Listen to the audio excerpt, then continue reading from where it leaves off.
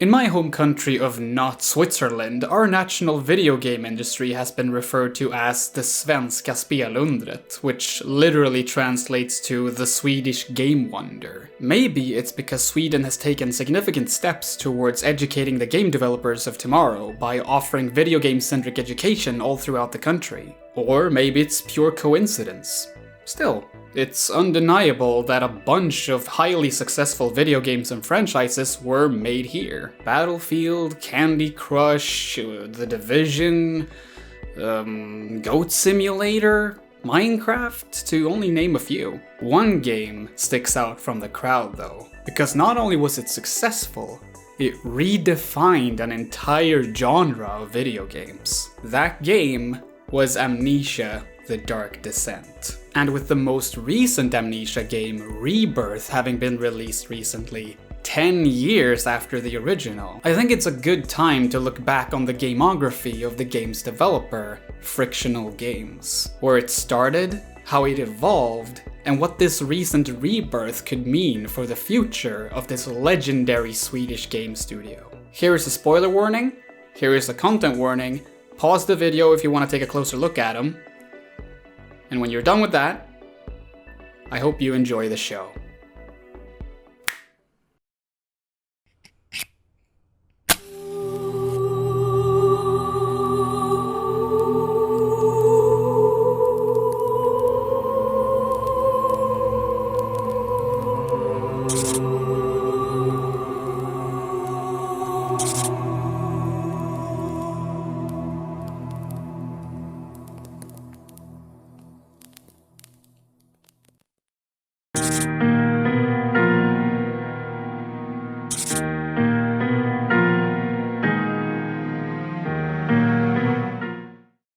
If I'm gonna talk at length about Frictional Games and their, well, games, I think I need to start off by clarifying some of my biggest gripes with not just their back catalog specifically, but with the survival horror genre in general. First of all, I'm not a fan of stories almost exclusively being told through diary entries and old documents. I have ADHD and have very little patience for it. It's not that I don't care about the contents of those pages. My mind simply stops registering things after a while. I've read multiple books where my eyes kept reading the words and kept getting further through the pages while my mind was literally somewhere completely different. And when I realized I had drifted off into another daydream, I had to go back and read those pages all over again. I understand the intent behind telling stories through written notes. It's fun to piece narratives together, like a detective. Even I have enjoyed piecing together such narratives in games like Gone Home. But generally, I prefer it when written notes are the spice for the meat of a game, and not the whole spine. Secondly, I honestly don't like puzzle solving in horror games that much. More often than not, they make me feel bad about not understanding how to solve them, and then I just look up the solution to get to the scary parts. The reason why I'm playing a horror game in the first place. I've heard the argument that puzzles are used to create some downtime in between scares, but I don't think that has to be the only way of doing that. Thomas Grip, creative director at Frictional Games, wrote in an old blog post in 2009 that horror fiction often has a mystery, a puzzle, at its core. He uses the Japanese horror classic Ringu as an example, where the protagonists have to solve the mystery of a cursed videotape before 7 days pass, or they die. While I completely agree that horror stories, whatever the medium, benefit from having a little mystique, I don't remember Ringu having any elaborate physics puzzles. The difference between something like Ringu and the puzzles we often see in horror games is that the mystery surrounding the videotape is the whole plot of the film, while puzzles in horror games, especially older ones, tend to be distractions and obstacles that hinder the plot from moving forward. That being said, I don't dislike all puzzles. There are even some puzzles in Frictional Games' catalog that I find to be quite good. Specifically the ones that feel reasonable, or at least fitting, in the context of the game's world. Although, it's a really tough line to walk if you, as a game developer, want to make a puzzle that's not too easy, but at the same time doesn't grind the pacing of a game to a screeching halt. And sadly, I feel that horror game puzzles are more often like the latter than the former. I bring all of this up so you not only understand where I'm coming from as a critic, but also understand why I didn't particularly enjoy Penumbra Overture. No man is immune to the shameful trappings of curiosity, and my humanity got the better of me. These are the words of Penumbra protagonist Philip Buchanan. When his story begins, his mother has just been buried, and a letter from his long-lost father, Howard, has ended up on his doorstep.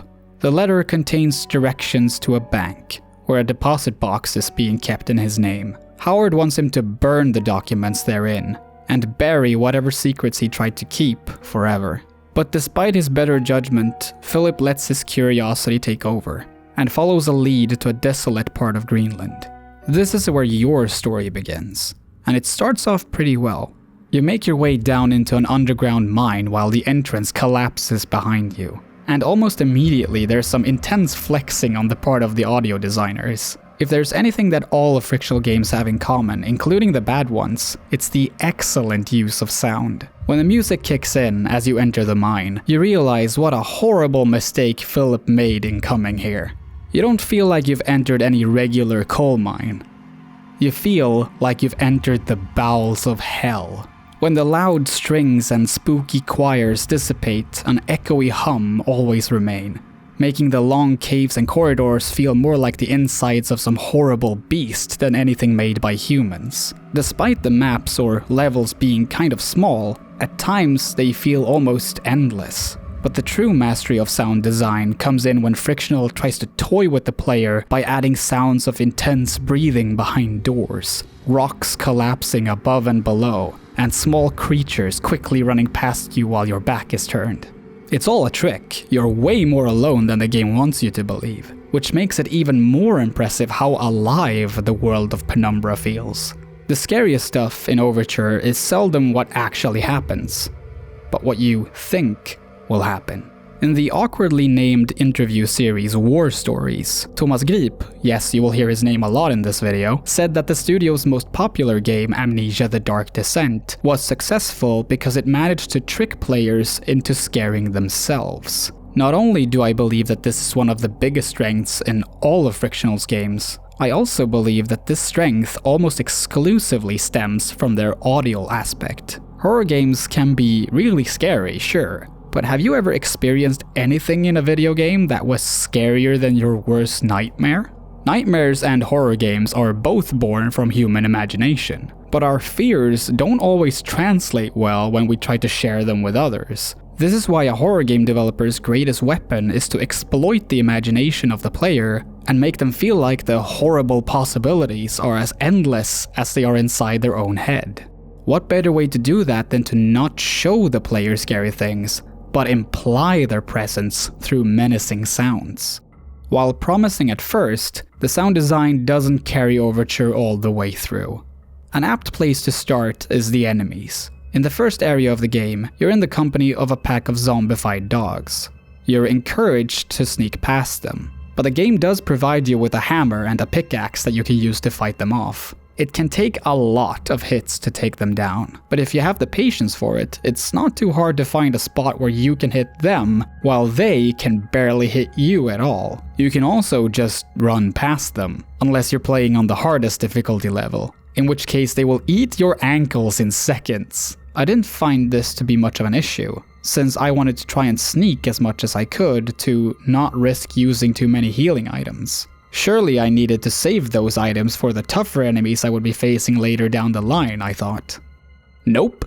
Apart from a huge worm creature, which only shows up during specific set pieces, the only enemies you'll be facing in Penumbra Overture are zombie dogs and big bugs. Two of the most annoying enemy types in all of horror games. One is too fast to hit through regular means, and the other is too small to hit and easily overwhelms you. I audibly cackled when I realized that these were the only enemies I had to worry about. Suddenly, the game felt more like some evil practical joke than a serious attempt at making a deeply unsettling horror game. I seriously doubt that was the intention though. You get a surprising amount of tools to deal with the enemies too. Apart from sneaking, running, and using the weapons you find in the starting area, you also find a humorously ineffective broom and beef jerky, which you can use to lure dogs away. Among your other items, you also have a flashlight, a glow stick, and throwable flares. You barely need any of it though. The hammer becomes redundant when you get a weapon with more reach, which eliminates the need for the beef jerky when you can either kill enemies or sneak or run past them. The glow stick never runs out of juice and lights everything up just fine, which eliminates the use for the flashlight almost entirely. And since you won't be using the flashlight very often, you'll have so many batteries for when you actually need it that the flares become completely useless. I tried to make things harder for myself by really lowering the gamma, but even then the glow stick was mostly enough to help me navigate around even the game's darkest areas. If you die, you're met by the words, "Death is the final unknown."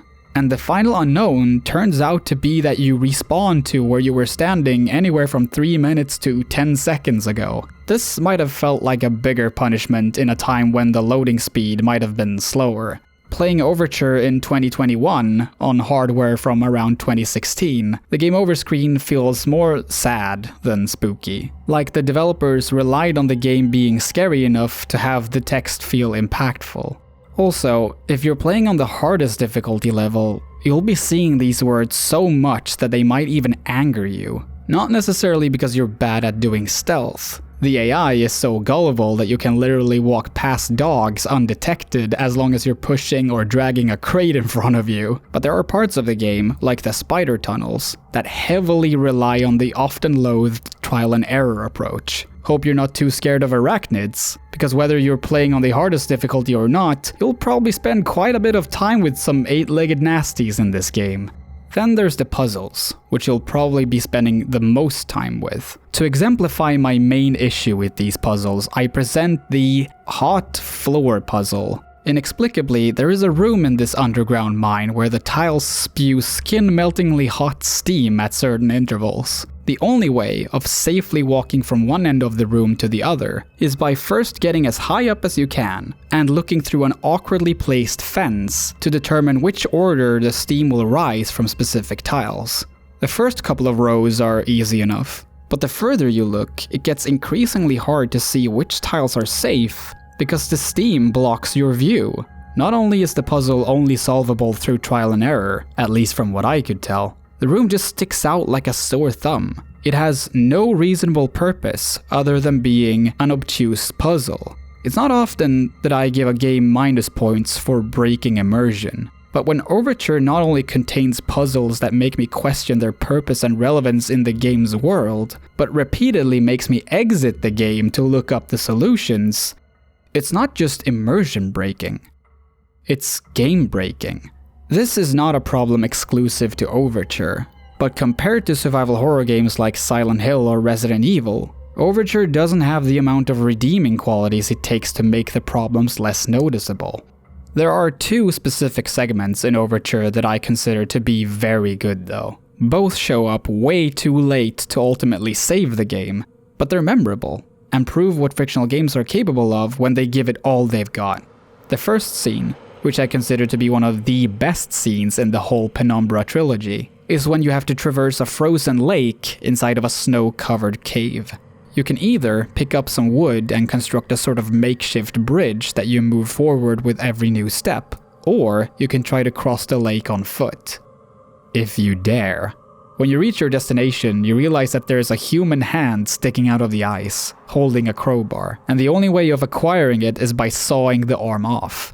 Then, the only thing left to do is go all the way back to shore. This is where the game's sound design really gets to shine. It probably won't sound too exciting when I just describe it, but traversing that frozen lake with sounds of ice slightly cracking both below and around you is heart-pounding unlike any other part of the game. After having watched other people deal with this puzzle on YouTube, it occurred to me that you can just walk straight out onto the ice and just do some boring platforming once the ice sheets have broken loose. But those sounds scared me into taking the safer path, into not testing my luck. Even with the illusion having been broken, I still love this part of the game. It manages to be very tense without actually having to do very much. There are no enemies, no time limits, it's just you and the unreliable surface that you're standing on. The second scene could use a bit of context. About an hour or so into the game, you get in radio contact with a man named Red. Red has clearly got a case of weird guy in a horror game vitis, but he says he can help, and you don't have many other options. Throughout the game, he is your only companion, who one-sidedly converses with you from time to time. At the end of the game, you finally meet him. Well, kind of. He has locked himself inside of a furnace, and he asks you to turn it on. A document from Red's office reveals that he has been trapped down here in the mines since the 1970s, when he was just 14 years old. If there was any chance of escape, surely he would have taken it by now. He's tired, and would rather have you kill him than face the horrors that you're about to step into yourself. You might not want to kill this poor man, but he's holding the key you need to progress. If you want to discover the truth about Howard and his research, Red has to be burned alive. After you have acquired the key and looked through Red's room, you can go back towards a door with a small window. It looks like sunlight is coming through. Maybe Red actually was delusional, sitting this close to the exit but choosing not to leave, or not realizing that he could. But it's not the exit. The path beyond only takes you further down. And when you reach the end of the staircase, you enter a corridor where a tall human-like silhouette stands at the very end.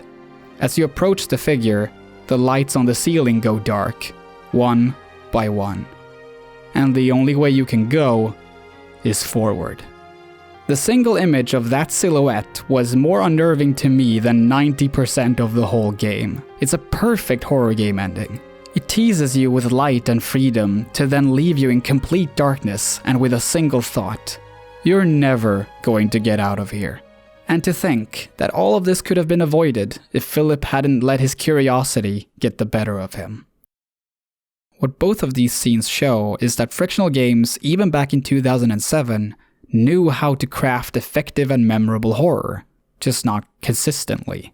The biggest problem with Penumbra Overture is that it feels less like a fully fledged video game and more like a really drawn out opening. Which it is. It's what the name Overture, as in an orchestral introduction, refers to. But considering how much better the game becomes by the end, it's obvious that this should not have been its own game at all, but the start of another.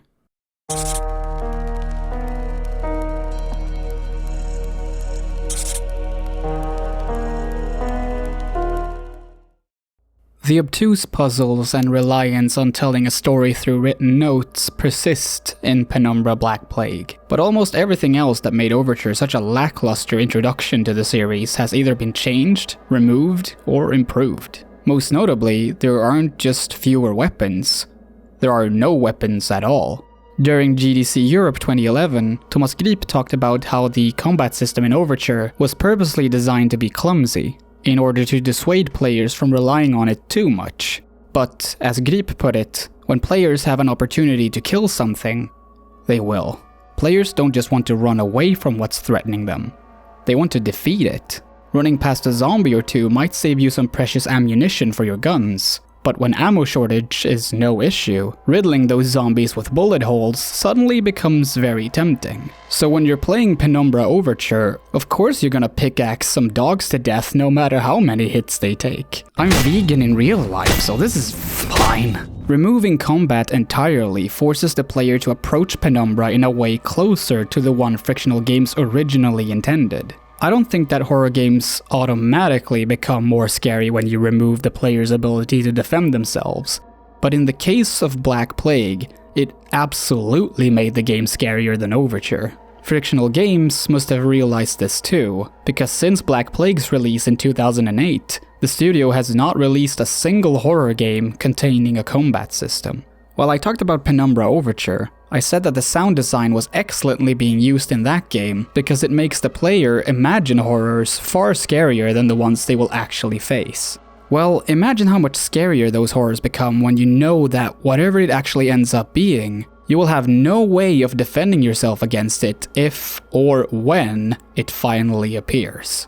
Actually, you don't really need to imagine that, do you? Even though it's not the game that ultimately got the credit for it, Black Plague definitely was there to lay the groundwork for what would eventually become the new template that horror game developers would use in the coming decade. In short, Penumbra Black Plague walked so that Amnesia The Dark Descent could run. After having been knocked out by the mysterious figure at the end of the last game, you wake up inside a research facility where human-like monsters patrol the halls. You find out that, before the monsters took over, this used to be a place where a covert organization called Archaic conducted experiments in regards to an ancient extraterrestrial hive mind, the Turngate. Once unearthed, it started to infect the researchers, and even the animals. And now that Philip is here, it infects him too. Suddenly, while you're trying to solve a very basic platforming puzzle, you start to hear a voice. A voice that later gives itself the name Clarence. For the remainder of the game, Clarence will pester and mock you, not just verbally, but also by altering Philip's perception of reality. Things that most definitely were there a second ago might suddenly disappear, while things that were never real in the first place can equally suddenly appear out of thin air. At first, it seems like this will be used to transfer Philip in between the research facility and a Silent Hill-esque dream world, which also happens to be the most visually striking part of the whole game. But surprisingly enough, these hallucinations are used very sparingly. You almost kind of forget that it's something Clarence is capable of. So when he does decide to screw with you, it comes as a surprise almost every time. One of my favorite moments is close to the end of the game, where you're walking around the dog kennels. You turn around and all of a sudden there's a dog standing there. But you have no weapons in this game, how are you supposed to handle this? Oh shit, wait! No, it was just a hallucination. That's how much of an improvement Black Plague is over Overture. It even managed to make the annoying zombie dogs scary. What makes Clarence really interesting though, specifically in the context of one of Frictional's games, is that he's deliberately written to be funny. His voice has less in common with something threatening and otherworldly as the Gravemind from Halo 2, and more with the stereotypical New Yorker who'll gladly let you know that he is walking here. Clarence definitely wants to put you in harm's way, but along the way, he'll take every chance he gets to crack a couple of jokes. And it's not just Clarence either. The game has a bunch of silly jokes. Chance of survival, 78%. Error. Recalculating. 0.78%. Life support, 36%. Catering, offline. Transport, offline. Communications, internal only. Security, offline. Plumbing, 100%. Oh, thank God! I had not played any of the Penumbra games before I decided to make this video. And when I realized that Black Plague was gonna go into the direction of dark comedy, I was genuinely surprised. One would think that throwing humor into the mix would diminish the effect of the game's scary moments, but it actually kind of works in tandem with them. Not only is Philip physically defenseless, he is mentally defenseless as well. And the game literally laughs at you for it. There is one person on your side though. Amabel Swanson, who might be the only researcher left alive, says that she knows how to cure Philip of the Turngate. So apart from figuring out what happened to Philip's father, your primary goal is to get to Amabel before anything happens to her as well. When you finally reach her though, it's too late. She has become an empty husk for the Turngate to control, like everybody else. And since she's now attacking you, you have no other choice than to drop a heavy box on her head before she kills you. So, you do. And then you realize you just fell for Clarence's sickest joke yet. Amabel had, in fact, not turned into a monster. She might have seen you as a monster since she did attack you, but she was still herself. In other words, you just murdered an innocent woman. I have mixed feelings about this scene. On one hand, the build-up and execution is kind of excellent. You know from past experiences that Clarence would be capable of pulling off a trick like this, and yet you don't suspect it. And unlike those other times, it's not a problem that just evaporates. Amabel really is dead, and that hits hard. On the other hand, I can't help but think about a particular boss fight from the 2006 game Prey. In it, Jen, who among many others have been abducted by a large spaceship, is surgically merged with a hostile alien creature. The only way to save her is for the player character, Tommy, to riddle her and the monster she's attached to with a barrage of bullets. This is a trope that's commonly referred to as women in refrigerators, named after a 1994 issue of the Green Lantern comic, where Alexandra DeWitt is literally killed and stuffed inside a fridge for the narrative purpose of moving the main male character's story arc forward. The problem with the scene in Black Plague isn't that a woman dies. The problem is that there is a clear pattern of women in fiction whose main role is to die. Amabel, while at least a little bit more fleshed out as a character than Jen, is yet another female character who fits into this trope. I think the scene works way better than the one in Prey. It's surprising, but it doesn't feel out of place or straight up tasteless. But I have to admit that if there's anything in Black Plague that I'm really unsure about, it's this. I think it's important to bring up, however, because as you will see way later into this video, this is not the only time that Frictional Games has relied on questionable tropes of this kind. Another thing that perplexes me, but in a good way, is the game's ending. Just in case something happened to her, Amabel left Philip instructions on how to produce the Turngate cure. So you produce it, which sets Clarence free to take over another body. But then, suddenly, a group of monsters show up and kill Clarence for being more human than he would have believed. The Turngate then reaches out to you and offers you what you came all this way for. The answer to why Philip's father wanted you to bury the truth of what went down here. But first, you must learn to think like the Turngate, to empathize with it. And so, it puts you through a series of tests. Contrary to previous puzzles, these can be solved in more than one way. In the first one, you're trapped in a cell with a hatch on the floor. You can either pick up a pipe, break it open, and escape, or you can hand the pipe to the prisoner next door and trust him to unlock the door for you. If you try to leave on your own, you fail the puzzle.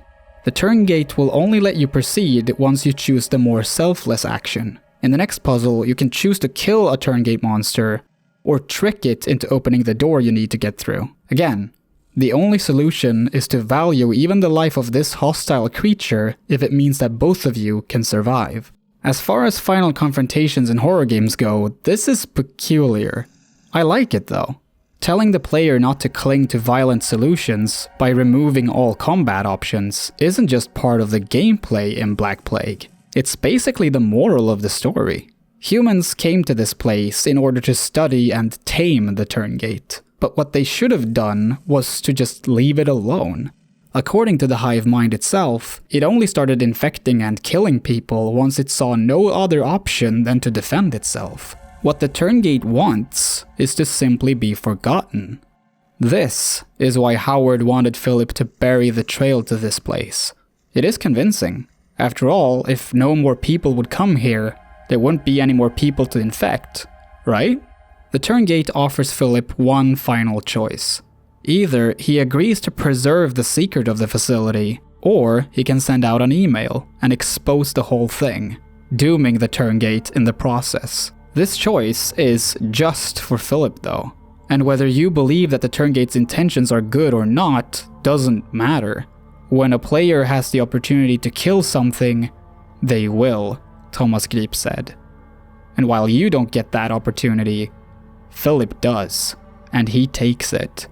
After having written the coordinates to the facility, Philip concludes his final message with the words, "Kill them. Kill them all." I really like this ending. The game starts off like something out of a Lovecraft story, with a mystical, incomprehensible being who is completely indifferent about causing horror and chaos, and ends with you realizing that you are a far greater threat to it than it is to you. Maybe Philip actually did the right thing in revealing the Turngate to the world, but something definitely doesn't feel right once the credit starts rolling. At the beginning of Overture, Philip claimed that curiosity was his downfall, but curiosity can also lead us to do horrible things to others. Back in the heyday of colonialism, Christopher Columbus didn't just go on the oceanic expedition that would have him end up in North America to feed his curiosity and thirst for adventure. He enslaved, sold, and killed the natives. Even Greenland itself, where the Penumbra games take place, was solely inhabited by the Inuit for centuries. But that did not stop Denmark and Norway from sending missionaries to the island in an attempt to establish Christianity and strengthen their colonial power. The most fitting comparison, though, is probably the 1845 Franklin expedition, where two British ships, the HMS Erebus and the HMS Terror, vanished in the Arctic. Survivors were found by Inuits who, when trying to help, discovered that the crew had resorted to cannibalism. Scottish explorer John Ray had their testimony published in The Times, and he was scolded for it, not just by Captain John Franklin's widow, Jane Franklin, but by none other than Charles Dickens, who in response co-wrote the stage play The Frozen Deep, in an attempt to discredit Ray and paint the Inuit as, in Dickens' own words, covetous, treacherous, and cruel. To Franklin and Dickens, the thought that the men who died during the Franklin expedition would have been so desperate that they ate each other to stay alive was just so impossible that the only rational explanation was that the Inuit were behind it all. That was back in the 1800s. Think about how many different stories we have today where small indigenous communities are framed as hostile savages and cannibals in fiction. Having an extraterrestrial Lovecraft creature as a stand-in for native peoples doesn't feel great, and I don't think that was intentional. But as a story about the violence we cause one another, and how we demonize the people who then act in retaliation, I think Black Plague works quite well. All in all, this is a pretty good horror game. It's more intriguing than Overture almost instantly, and it keeps that up all the way to its final moments. What it lacks in memorable scenes, like the frozen lake in Overture, it makes up for with a genuinely scary atmosphere, and an interesting and at times surprisingly funny script. For someone who has only played their more recent games, Black Plague will feel like a real oddball in Frictional Games' catalog, but that only makes it more memorable. Despite having an ending that didn't need any more elaboration, Black Plague doesn't mark the end of the Penumbra series though.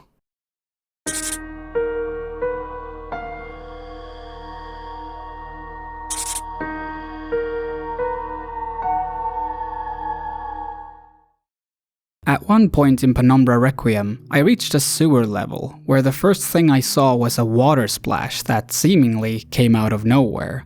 I thought, oh shit, is this gonna be the precursor to that invisible water monster from the first Amnesia? That's so cool! But no, there was nothing in the water that would harm me.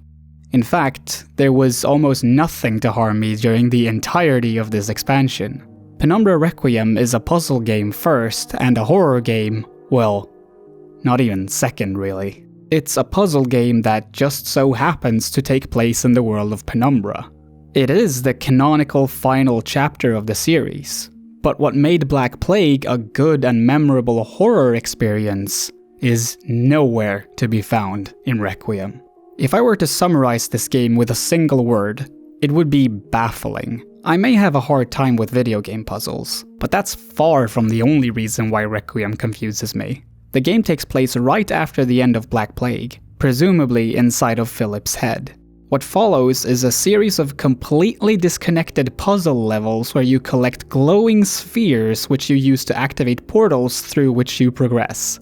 A game like this would be all fine and good for those who enjoyed the puzzles in the previous games, who just want some more challenges to clear. But this is also supposed to be the end of Philip's story, and as a sequel, it feels almost entirely detached from the events of Black Plague. In fact, with some very minor changes, this could just as well have been the direct sequel to Overture. There's also the issue of tone. Black Plague dabbled in dark humor, which admittedly took some getting used to, but ultimately it worked, because the Turngate-induced voice inside of Philip's head wasn't just an occasionally funny sidekick, but a constant reminder of his impending doom. Things just feel crappier when you're not only down in the dirt, but everyone around you either doesn't get what you're going through or laughs at your misfortune. In Requiem, you get to listen to a bunch of voices, most notably a somewhat robotic announcer voice who made its first appearance in Black Plague. This time, however, the announcer breaks the fourth wall by referring to every new environment as levels and addressing you, the player, rather than Philip. Player, your journey is almost at an end. Please don't leave me here alone. This is unmistakably meant to be funny rather than threatening or uncomfortable. The question is, why? 1 year before Requiem, Valve released a small puzzle game called Portal, where the player is taken through a number of puzzle rooms to solve, while a smug and sarcastic AI called GLaDOS is watching and judging you. This might be a huge coincidence, but it's far from impossible that Portal had an impact on the development of Penumbra Requiem. It wouldn't even be the first time that Frictional Games referenced something made by Valve. That still doesn't explain why, though.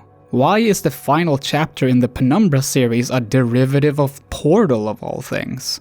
The explanation might be found in a 2009 interview with Rock Paper Shotgun, where Thomas Grip and sound designer Jens Nilsson expressed their thoughts about the series. What a mess! It's a mixed bag of thoughts. You think about the original publisher and the problems they created, how their misbehaving led to so much extra work and ripple effects. Not only for us having to redesign the game and rethink how to do many things, but also for all their partners and so on, that made plans and arrangements to do free titles, and ending up with them bastards ruining it for everyone. When you consider that Penumbra Requiem might have been a game that Frictional Games actually didn't want to make, at least not the way it turned out, things starts falling into place. Maybe they did just look at Portal and think, yeah, that would be something fun to make. But with that much bitterness towards the publisher, it seems more like it was an easy solution to a contractual obligation than a passion project. Frictional was already more than familiar with constructing environmental puzzles. Might as well play to that strength and throw in some light references to the previous games to make it canonically relevant. So, how does it all end? Right back at the furnace at the end of Overture. This time, however, you get two choices. Either you join Red in the furnace, ending both of your suffering, or you leave Red behind, and end up in the boat cabin where everything started, doomed to repeat the story once again. That Philip's ultimate fate would be bad was inevitable. True to the Lovecraftian tradition the series was partially inspired by, there is a high price for knowing too much, for unearthing secrets of the universe that human beings are too frail to mentally comprehend. As an ending to the Penumbra series, this is kind of a letdown though, not because it's predictable, but because the ambiguous ending of Black Plague, where Philip discovers that the Turngate might have actually been defending itself this whole time, but decides to call for help to kill it anyway, is a lot more thought-provoking than die or do the time warp for the rest of eternity. It also doesn't fit particularly well when the rest of the game is trying to be a meta version of Portal, with little to no thematic link. Maybe I'm completely wrong though. After all, I don't know the full story behind the game's development, because I wasn't there. Maybe Requiem does fit into the grander story of Penumbra in a meaningful way. And maybe it is, or was at least meant to be, much more than Frictional's attempt at a Portal game. Maybe I just wasn't perceptive enough to realize what the game was trying to do. That doesn't change the fact that it's not a very good horror game. And knowing what the developers at Frictional learned after Black Plague, Requiem could have been a great one. Disappointment over how Penumbra ended was probably one of the reasons, if not the reason, why a group of modders decided to make their own final chapter to the series in the form of Penumbra Necrolog. While I bet that some people would like me to cover this game as well, my goal here is to cover the games that were made by or in collaboration with Frictional Games, and they were not involved with Necrolog. However, I think it's worth bringing up the mod to stress just how much of a letdown Requiem turned out to be. Penumbra Requiem was simply a contractual obligation, and it sure plays like one. It's hard to put the blame on Frictional Games though. Imagine for a second that you just started a small, like really small team of video game developers and got an offer from a sizable publisher to not just make 1, but 3 games for them. That's a hard offer to refuse. In Frictional's case, they were working with a Swedish publisher, Paradox Interactive, which probably sweetened the deal even more. But despite getting financial backing, money was a reoccurring issue for Frictional. Had it not been for the eventual severance from Paradox, and the game they independently released afterwards, Frictional Games might not have lived to see the next decade. So yeah, Penumbra Requiem was and is a disappointment. But considering that Frictional Games is still around in part because of this disappointment, I'd still say that I'm happy that it exists.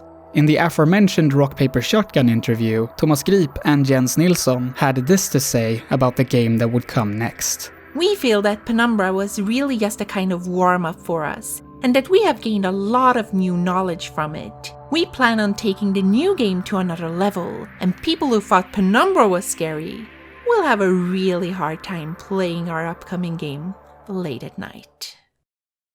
Like how Kingsfield, Shadow Tower, and Demon's Souls laid the groundwork for what was eventually going to become Japanese developer From Software's huge break, so too were the Penumbra games the necessary stepping stones towards what would be Frictional Games' first truly excellent horror game.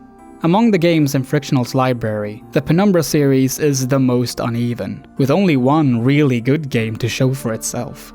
What would come next, however, would fundamentally change the entire horror game genre, to the point that we can still see the influence it had even 10 years later. Thomas Grip and Jens Nilsson said that people would have a really hard time playing their next game late at night. Little did they know how right they actually were. This is Bella. She's upset because she waited for the next Pim is Online video to come out for quite some time. Little did she know that while she was sleeping, her partner used their shared bank account to support Pim is Online on Patreon. Now both of them can watch the latest video several days before everybody else. And they're not alone. They were never alone. When they're not watching videos, they can hang out with other fans of the channel on the dedicated Discord server and watch crappy horror films, and maybe even some good ones. Since Bella's partner chose the $5 tier, Pim will also read out their names at the end of all future videos as thanks, eternally binding them to the death book. Turn that frown upside down and support Pim is Online on Patreon today. Patronage exemplar Deus. Patronage exemplar Deus. Patronage exemplar Deus.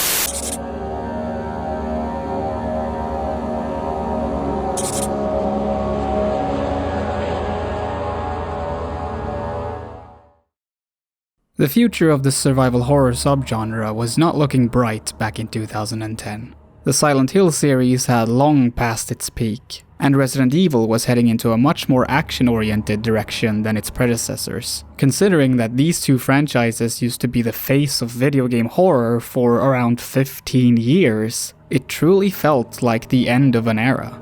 But then a new era began, with Amnesia, The Dark Descent. The influence of this game cannot be overstated. It wasn't just that horror games that came out after stopped having weapons that the player could defend themselves with. It fundamentally changed the way horror games looked and felt to play. It made horror game developers start prioritizing player vulnerability over player empowerment. And it shifted audiences' focus from AAA horror to indie horror, which arguably is where the best new horror games can be found even today. Not that it didn't influence the course of AAA horror as well. Without the snowball that Amnesia set in motion, there probably would have been no Slender, no Outlast, no Alien Isolation, and no PT, which itself created several derivatives. The Dark Descent is also the culmination of every lesson Frictional Games learned from working with the Penumbra series. You don't have 3 arbitrary light sources anymore. Now you have 2. Tinderboxes and a lantern. Both have their specific uses that are easy to understand, but will make things difficult if handled carelessly. If you stay in the dark for too long, the player character's mind begins to deteriorate, which gameplay-wise translates to the screen becoming unbearably out of focus and wobbly, making you more vulnerable to the horrors that are stalking you. This sanity meter isn't a particularly new mechanic, not in video games or in the realm of tabletop RPGs where it once originated, but never before had it been such a constant concern for the player. It's almost a bit silly just how little time the player character dares to stand in a badly lit room before his mental state starts to completely collapse. But it totally works, because it forces the player to keep moving, keep searching for tinder boxes and oil canisters to keep the lights on, and walking into rooms and situations they might not want to in order to find them. Yeah, you did just see a monster walk in that direction, but it's better to go over there and check the place out than to stand still for too long and let the light from your lantern fade. But your sanity is also affected by the monsters, which means that you can't watch them without it taking a toll on you. If they spot you, you can't just run away. Well, you can, but it sure as hell isn't as easy as it was in Penumbra Overture or Black Plague. These monsters are fast and will kill you almost instantly, which means that sneaking doesn't feel like one of several options, but the singular option you have to stay alive, unless you happen to find yourself in one of the game's chase sequences. One of the major things that makes a game a frictional game, something I only mention now because I'm actually not very good at writing and pacing scripts, is the game's level of interactivity. When pushing, pulling, spinning, or picking up objects, you don't just push a button and watch the player character perform the action for you. You emulate the motion yourself, using your mouse or thumbstick. I bring this up now because, despite it being the way the previous games were played as well, it was not until I replayed Amnesia: The Dark Descent that I felt that this really enhanced the horror aspect of the game. Let's take the first chase sequence as an example. Naturally, the only thing you want to do while being chased is to run and never stop. But in this particular set of corridors, there are several doors that halt your progress. As if to taunt the player, the developers at Frictional made it so that these doors only open inward, which means that every time you reach one, you have to stop, as in the very last thing you want to do, grab the door by hand and take 1 or even 2 steps backwards to fling it open. Add some water to slow down the player's running speed, and some of Frictional's amazingly terrifying sound design, and it's absolutely nerve-wracking. While I was talking about Penumbra Requiem, I mentioned a particularly underwhelming water puzzle, where it was kind of hinted at that something hostile was in the water when there, in fact, was nothing to fear at all. Amnesia: The Dark Descent has its own version of this puzzle, but with plenty of more build-up and a truly effective payoff. And it all starts right before the aforementioned chase scene. When you reach the cellar archives, relatively early in the game, you're suddenly standing in knee-high water. And you're not alone. Something invisible is after you. The only way of knowing where it is to listen, and look out for the splashes it makes when walking. All while trying to kill you, and in my case, the frame rate. This is one of the most memorable parts of the game, but what makes it truly great is what happens way later when you get to the cistern. Once again, you're in a room with water on the floor. Your first thought will probably be to avoid the water at all costs. Then you realize that you have to cross the water-covered floor to reach some of the valves you need to turn. So throughout your stay in the cistern, you're on high alert, expecting the worst to happen at any time. What you don't know is that just like in the puzzle in Penumbra Requiem, you're actually completely safe here. But here we find perhaps the best example of how much Frictional Games evolved in between the first Penumbra and the first Amnesia. Their previous games had scary and memorable moments, but were all in all a number of puzzle rooms connected by a series of corridors with some dogs and monsters thrown in to keep you on your toes. The Dark Descent, on the other hand, feels like it was constructed with a lot more intentionality and confidence. They knew that the player would be fearful of water after that first encounter in the cellar archives, so they deliberately created later levels that would exploit that fear. The predictable move would be to have the same monster show up in the cistern. That it doesn't makes it seem like the developers were positive that not including the monster would actually make the level scarier, that the player's imagination would do the work for them. And they were absolutely right. I haven't been this scared of a water-related level since I played Indiana Jones and the Emperor's Tomb as a kid. Those who know, you know. Even my biggest gripes with Frictional's previous games, the puzzles and the left-behind documents, are handled way better. While playing Penumbra Overture for a second time, to capture footage, I started to wonder if I had perhaps been a bit harsh regarding the game's puzzles. Or if I felt that way because I remembered the solutions well enough to solve them mostly without help. I think, however, that it probably says something that, contrary to Overture, I almost never felt the need for a walkthrough while playing The Dark Descent. And the one time I actually used one, the game didn't make me feel foolish. I did.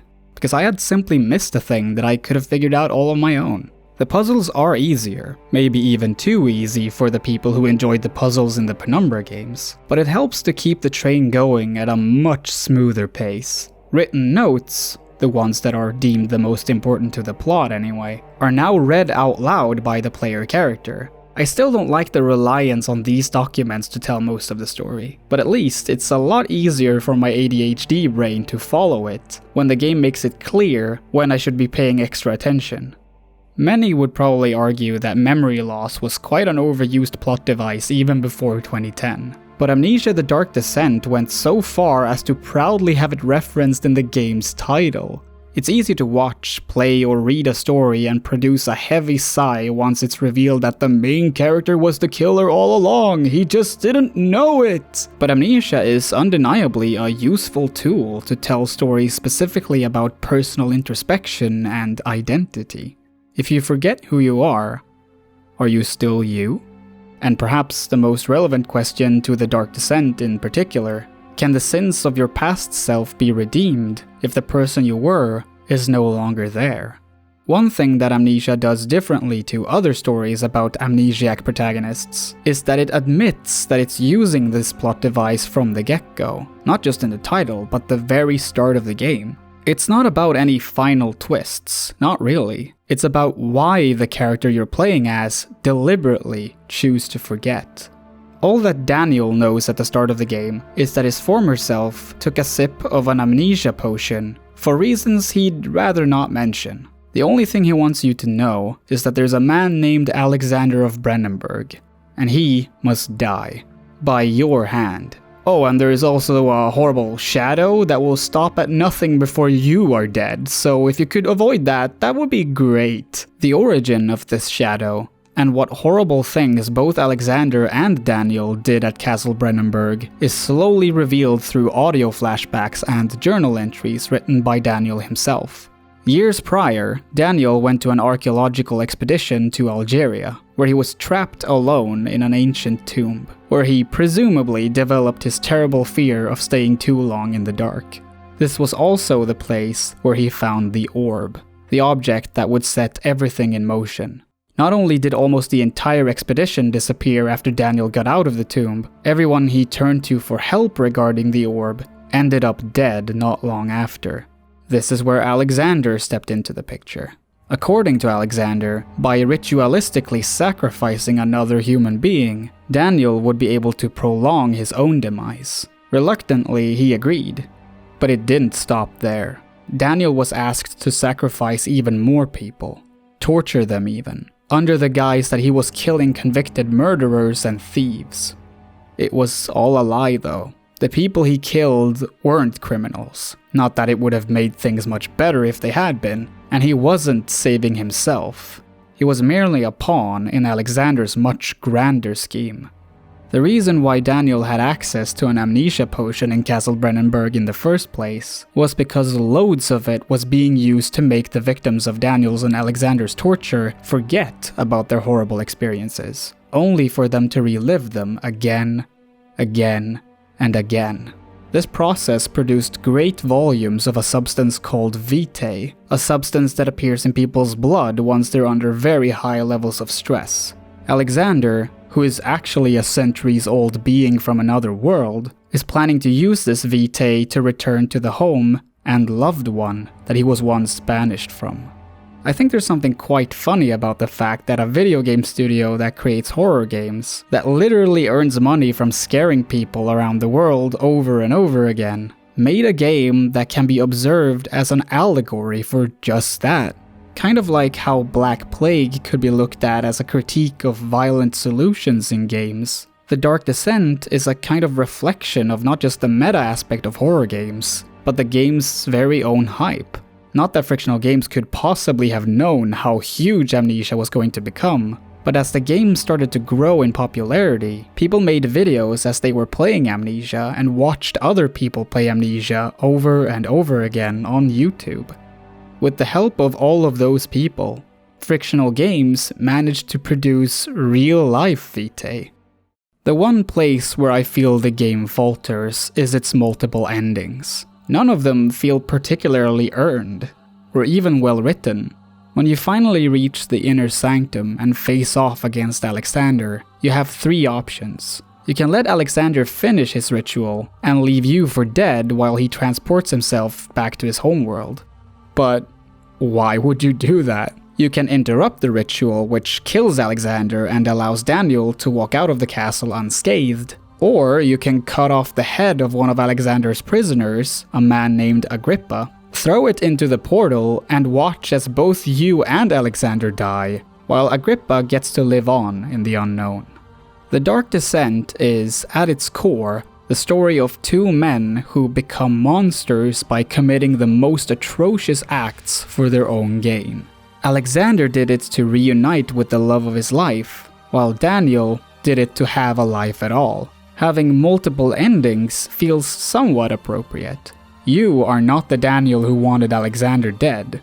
You are you. Had he been able, past Daniel would have made the choice for you. But now, you are in control. And should you really have to make a decision based on what your horrible former self asks of you? That's up to you. However, I also feel that having multiple choices, in this case, diminishes the impact one singular ending could have had. The ending that gets the closest to properly resolving the plot is the one where Daniel leaves. But it doesn't exactly feel like it's Daniel's place to claim that his sins have been washed clean, just because he personally was the one who killed Alexander. He admits to himself that he was equally guilty of committing all the murders, but it all just feels so simplified. You beat the bad guy, so here's your good ending. As a work so clearly inspired by both the Gothic and Lovecraftian tradition, it's just too clean and tidy. There is the Agrippa ending, of course, but it feels more like a secret ending earned through some extra work rather than a proper thematic resolution. That being said, even to this day, Amnesia: The Dark Descent is one of the most effective horror games ever made. Playing through it again, 10 years later, definitely wasn't the same as the first time, because it's just not the same when you know how the magician achieved their trick. But it's still an excellently constructed piece of horror media that performs its tricks and illusions in a way only true masters can. I mean, if you're able to make a goofy-looking monster like this be one of the most frightening things of the 2010s, clearly you're doing some quite amazing work.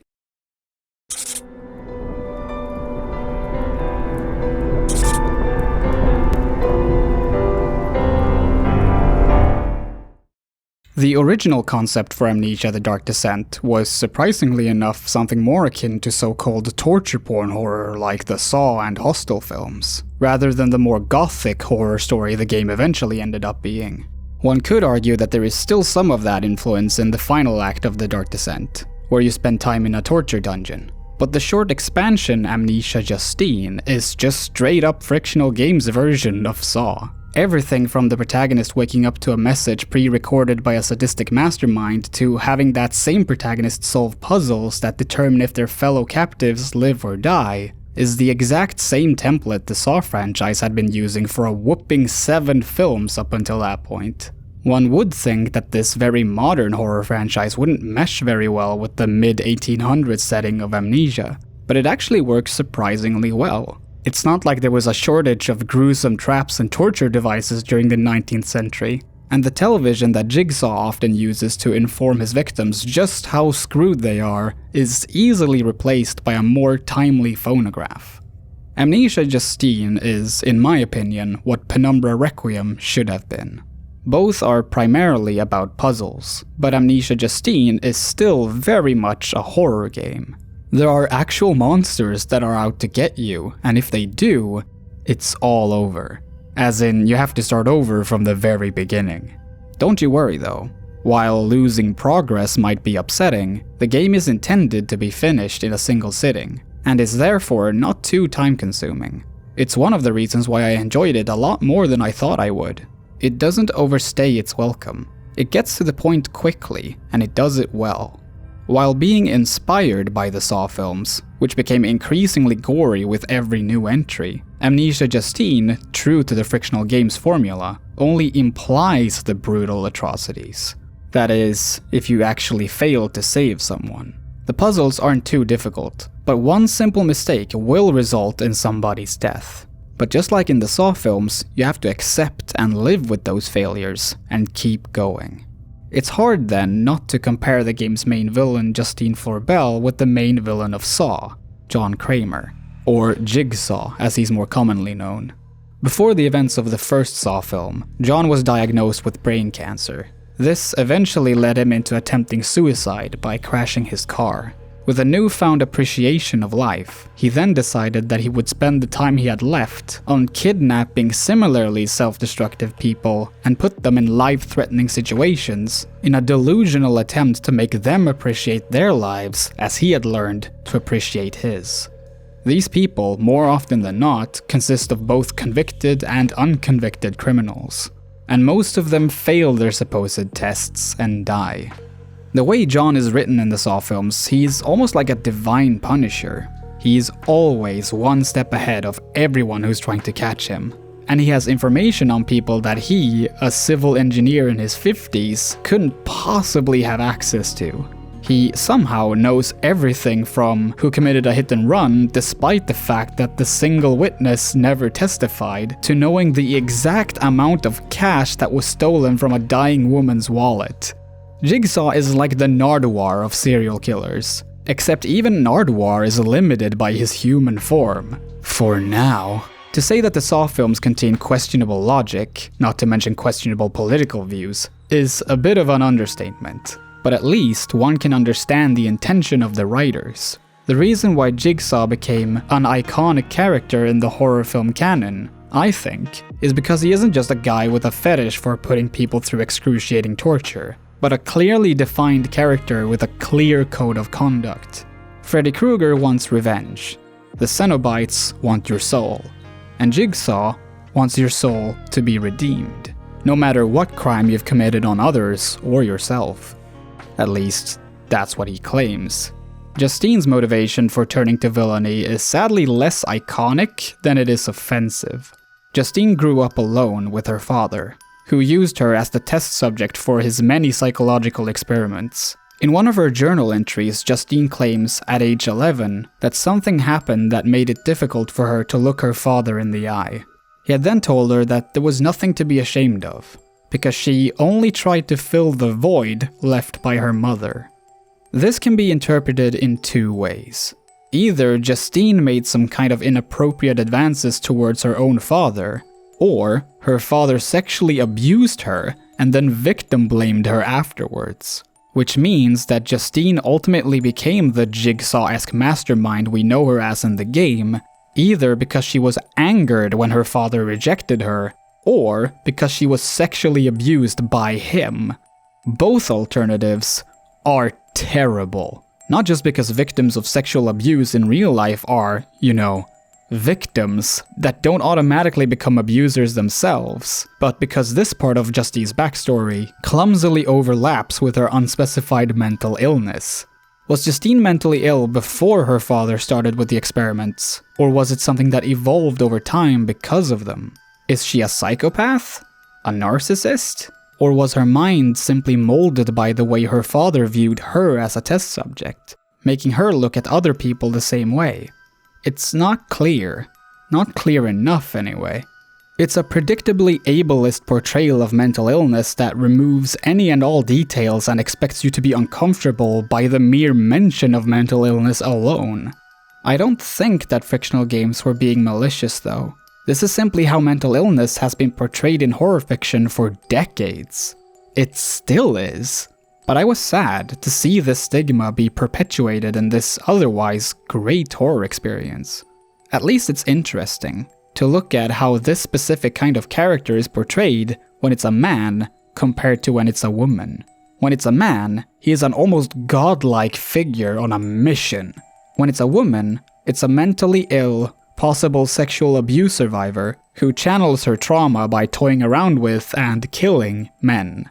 I might be wrong. No, really, I actually might be. But I think I detect some of that sexism I've been hearing so much about. Was this game only written by Yeah, it's totally just written by dudes. Justine is a compelling villain, to a certain degree. Her voice actor does an excellent performance for one. She also provides us with a satisfying twist ending that no Saw film would ever be able to execute with the same level of success. I know because the 2017 film Jigsaw already tried. When you reach the very end of Justine's Cabinet of Perturbation, you're trapped in a room where the walls slowly start closing in on you. There's nothing you can do but wait for your inevitable end. A fitting end, all things considered. The Saw films never grant you a happy ending, so why should Justine? But then comes the curveball. The walls don't crush you. And as they slowly reverse back to their original position, it's revealed that you were playing as Justine all along. The point was never to save anyone, not even yourself. It was for Justine to try out her own game. If her victims are still alive by the end, it doesn't matter. She locks the door behind her either way. I've wanted a good video game based on Saw ever since I watched the first film many years ago. But not even the official Saw game, published by Konami in 2009, managed to really scratch that itch. This ending gave me the first video game experience where the quality felt comparable to the actual Saw films. This also makes Amnesia Justine such an interesting companion piece to The Dark Descent. Daniel wanted to forget because he couldn't bear the guilt of having tortured and killed so many, while Justine wanted to forget so that she could experience the thrill of her own torture devices firsthand. It doesn't have the same kind of replay value as the main game, and the writers should have had at least one woman in the room. But overall, Amnesia Justine is a really solid expansion, and a fun look at what one of the most legendary horror games of all time would have looked like if Frictional had moved forward with their original concept.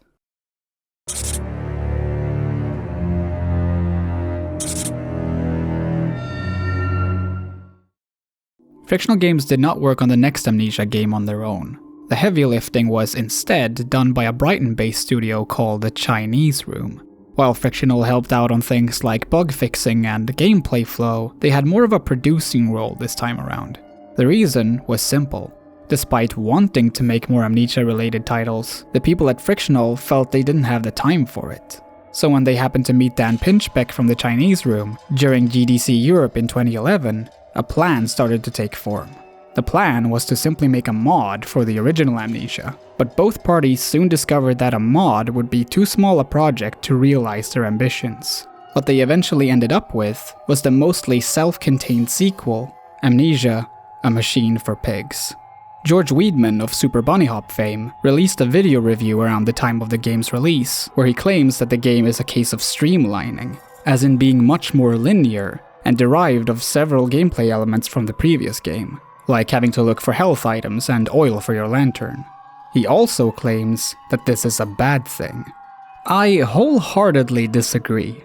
While I respect George's opinion, even if he stands by it to this day, I think he spends a lot of time focusing on the things that were removed in A Machine for Pigs, while never really exploring why they were removed.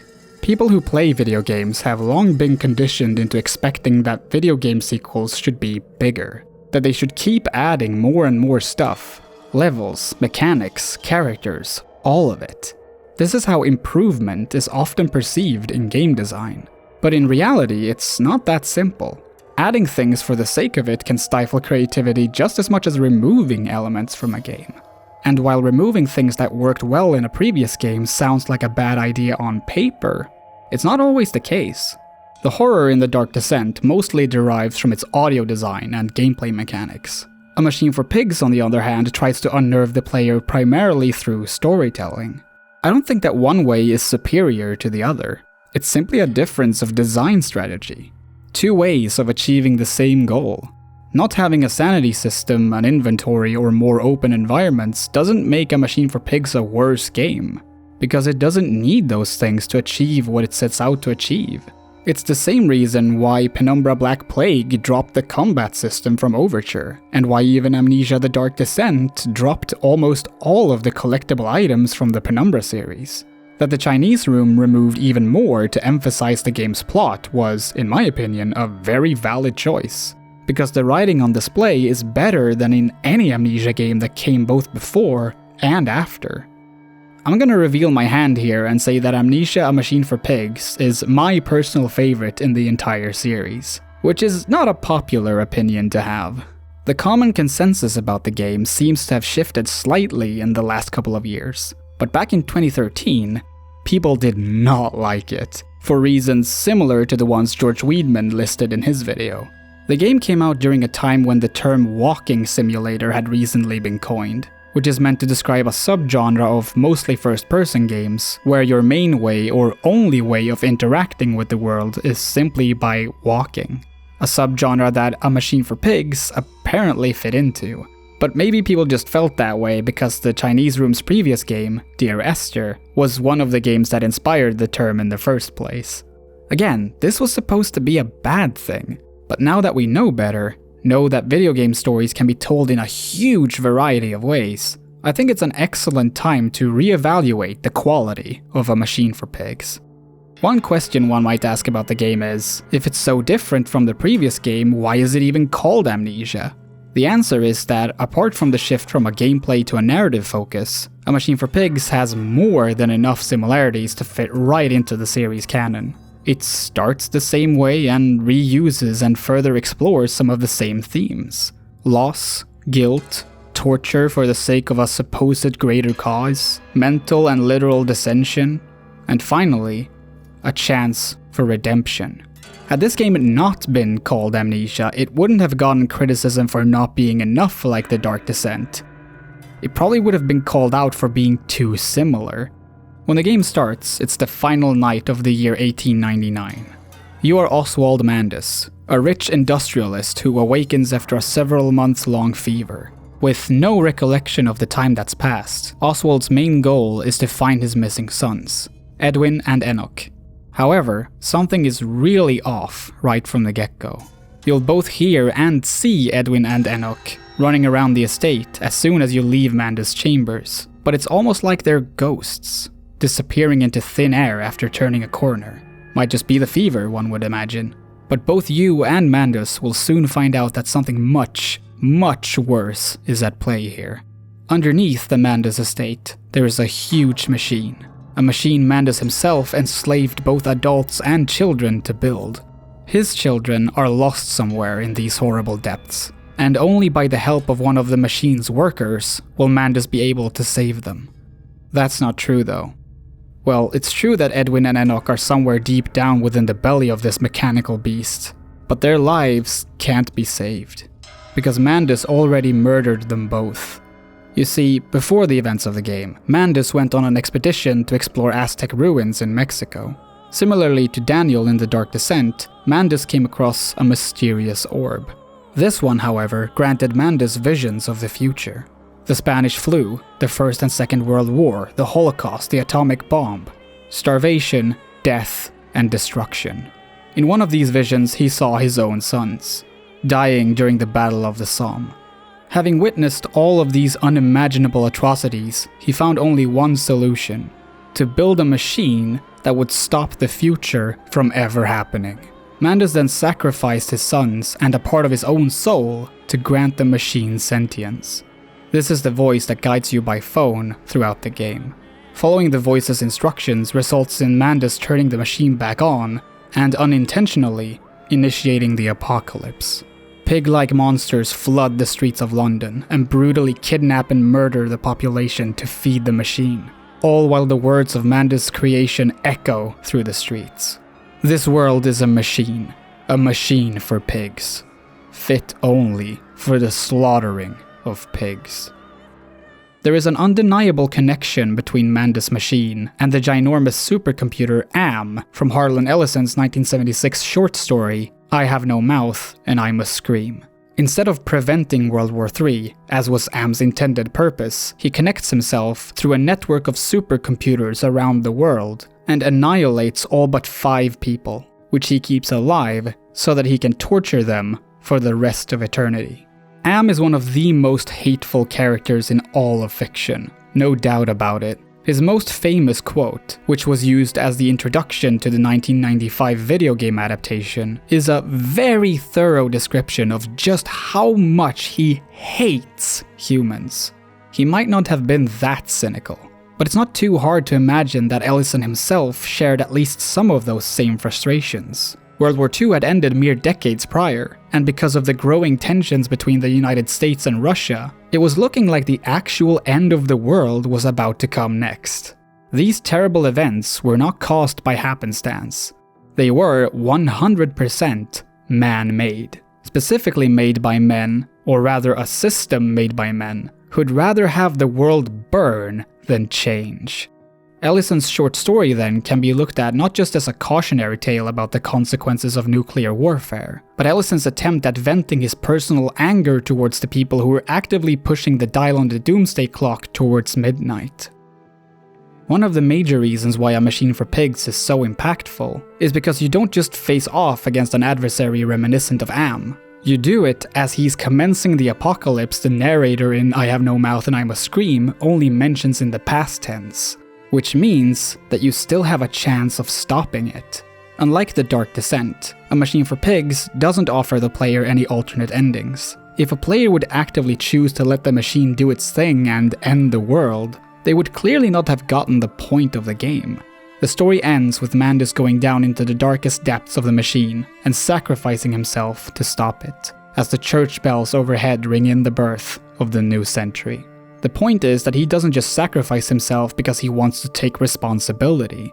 He does it because despite the fact that the terrible visions he has seen will inevitably come true, he still believes that there is hope for the future. When you play Amnesia, A Machine for Pigs, today, all the things that Mandus foresaw has already happened. Yet, here you are, alive and breathing. Still, there are plenty of reasons why one should be very concerned about the future of humanity and the planet we inhabit. Hope perseveres as it does, but unless something is actually done to change the system, or the machine, that we are all bound to, we might end up being pigs for the slaughter after all. That, to me, feels like the main message of the game. Mandus sacrificed himself in the hopes that humanity could fix things. What the Chinese room is asking is that we don't let our chance go to waste. The thought that it can go to waste, and that we are currently wasting it, is what makes A Machine for Pigs so terrifying, because that thought doesn't leave you after the game ends. Whether you're following the news, scrolling through Twitter, or just walking outside, there will be constant reminders of why the message of this game is so important. This is why I feel that A Machine for Pigs surpasses The Dark Descent as a horror game. Maybe it's a sign that I'm getting older, but unfathomable beings from undescribable dimensions don't frighten me as much when there are very real horrors that I can see and hear about every single day. Some blatant, some so normalized that we don't really perceive them to be horrors at all.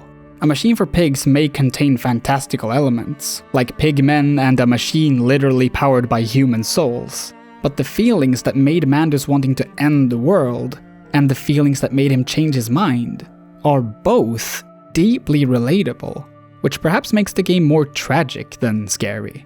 But it's effective nevertheless.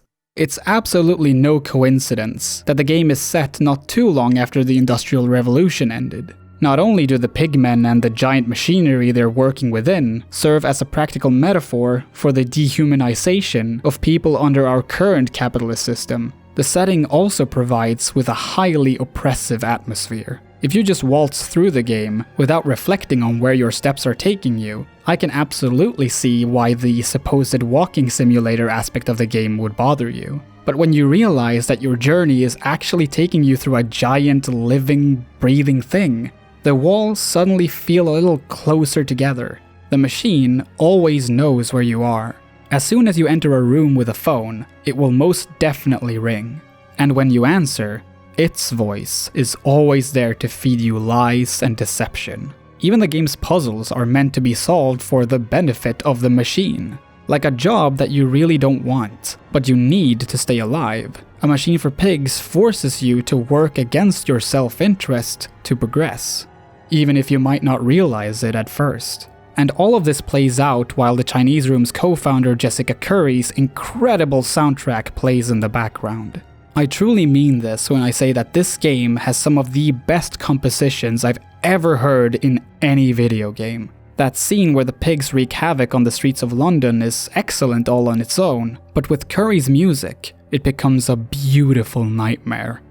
If A Machine for Pigs can be classified as a streamlined walking simulator, so be it. But it would be a great disservice to the amazing work that was put into this piece of horrifying software to claim that it's somehow worse because it's a walking simulator. Since the YouTube channel K and Skittles already put it way better than I ever could, I will leave you with this quote from their video about the game. A Machine for Pigs is not about surviving, or stealth, or fighting monsters. It is not an adventure. It is a descent, a relentless downward trudge into an unfeeling machine that serves no purpose other than destroying human life. And every step you take deeper into its bowels, things only get worse. It's a familiar feeling.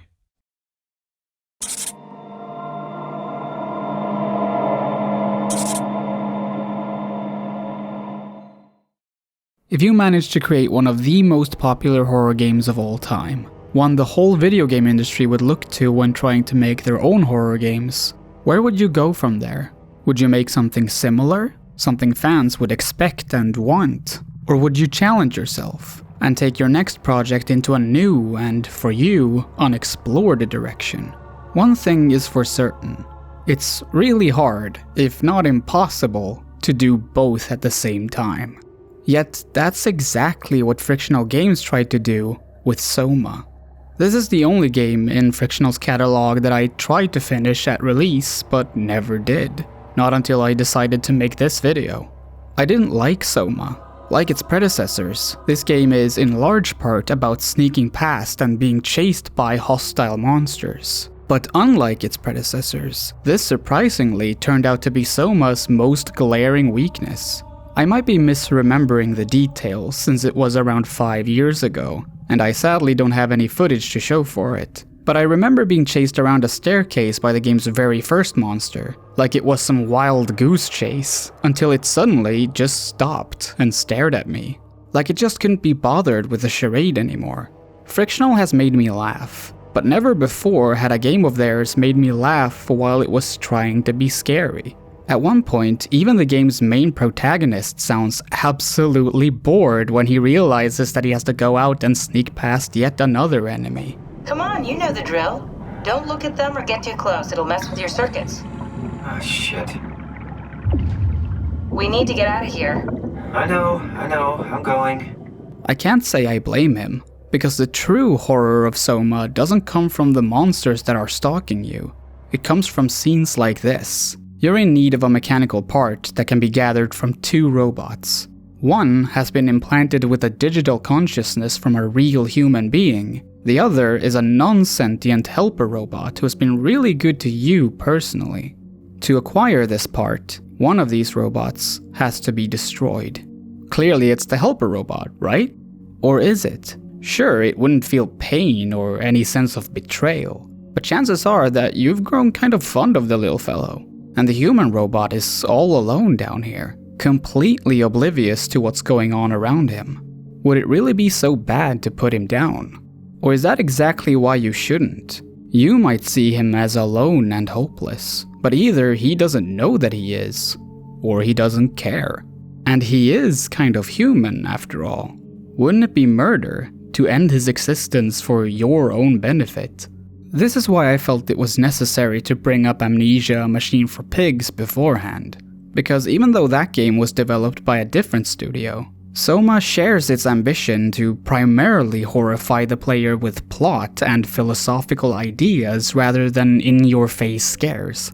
Soma is a psychological horror game, with a lot more emphasis on the psychological part than any other game Frictional has worked on. But still, it insists on trying to be like those other games at the same time. Maybe it was because the developers feared that the game wouldn't do as well without the spoopy monster encounters fans had come to expect, or maybe they really did think that it would work. It didn't work for me though. But then, 2 years after its initial release, the developers patched a safe mode into the game. This addition has turned Soma into my favorite out of Frictional's games. In safe mode, enemies are still present, but they won't attack you unless they are unnecessarily provoked. Not only does this give the player more time to explore both the space and themes of the game, it works to emphasize just how sad the monsters really are. Don't get me wrong, they are still very scary looking, and you don't exactly feel safe around them. But the story of how they became like this is more tragic than anything else. On January 12th, 2103, the world ended.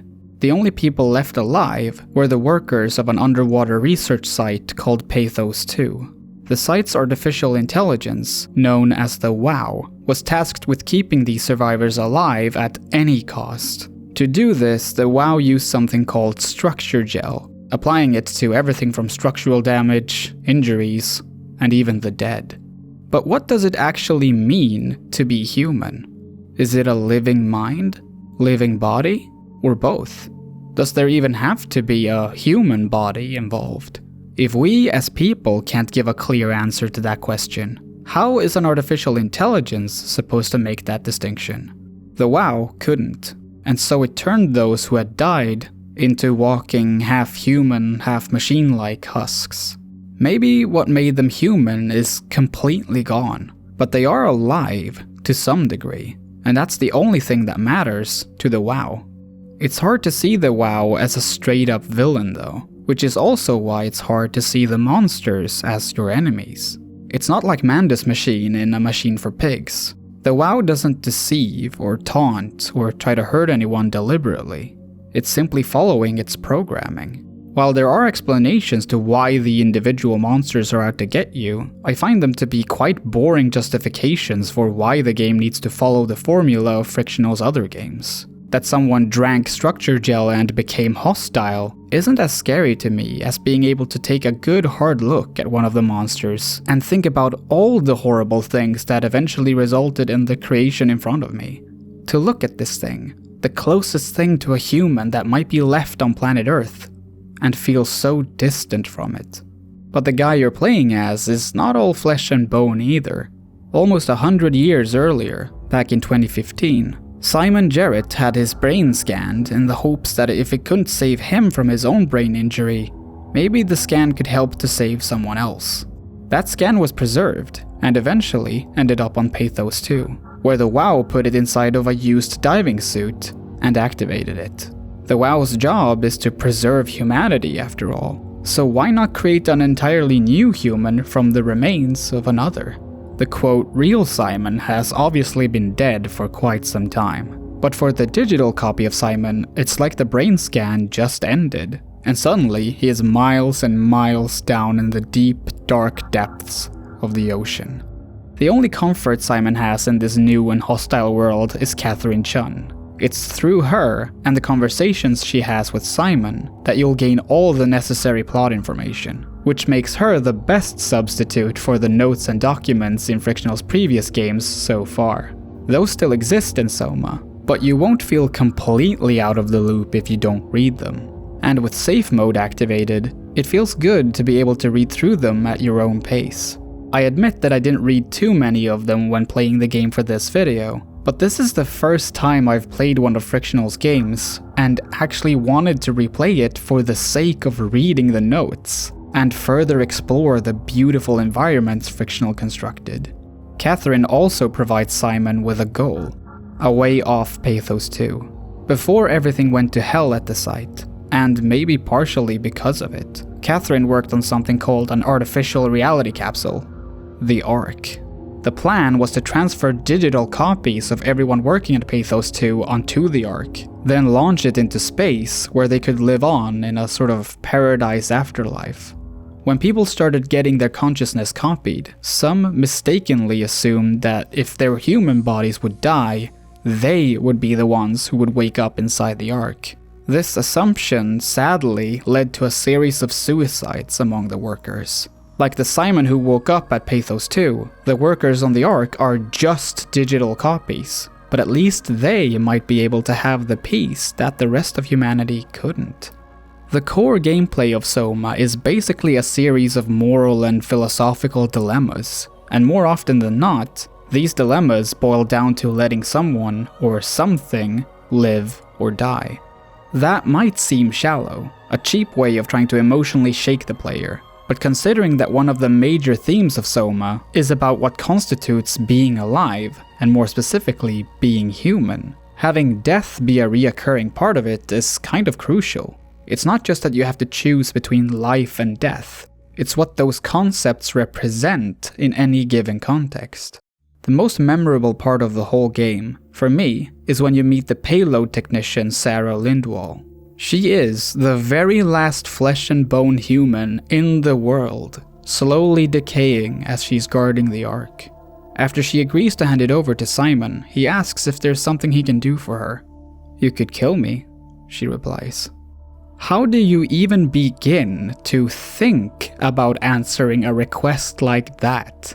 She's all alone, at the bottom of the ocean, and the only reason why she's still technically alive is because of the life support system she's attached to. Staying alive at this point would only be for the sake of it. That's her stance, anyway. But still, imagine being in Simon's shoes here. Would you be able to snuff out the last traditionally human life? Even if it's out of a sense of mercy? You don't have to make that choice. You can just leave Sarah behind. But would you want to be left like that?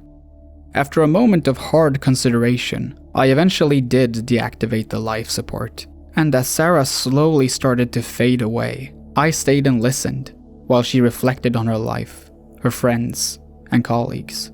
In the end, she didn't have any regrets. She liked her job and the people she worked with. Even Catherine, even though people thought she was weird. And thanks to Simon, Sarah could die with hope in her heart. The hope that humanity will live on in some form, even though she is gone. I'm not as good at crying as I wish I was, but thanks to the absolutely stellar voice performances by Andrea Deck and Jared Zeus in this part of Soma, I was pretty damn close. What makes this and all of the other moral dilemmas in the game even more interesting is that the game doesn't judge you based on your decisions. There are no alternate paths or endings.